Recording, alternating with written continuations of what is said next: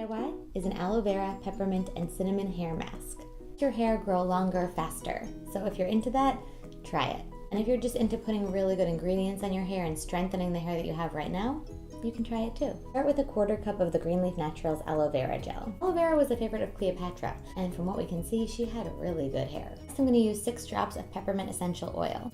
Oof, it's very revitalizing. Hair can't grow if there's a lot of buildup on your scalp, so this will help. I'm going to do 1/2 teaspoon of cinnamon. Cinnamon's often been used in hair growth treatments, and it also smells. Next, a 1/4 cup of the oil of your choosing. Olive oil, coconut oil, avocado oil. This is really going to moisturize those strands. I'm just going to mix all of this together. I like to use it on my hair when it's dry. I do it in the shower because it could get a little messy. I'll start with my scalp. I'll massage it in really, really well. Massage also stimulates hair growth. Then you want to run it through the ends. Then I wrap it all up for 15 to 30 minutes, rinse it off. It's a really great tool for getting that Cleopatra hair.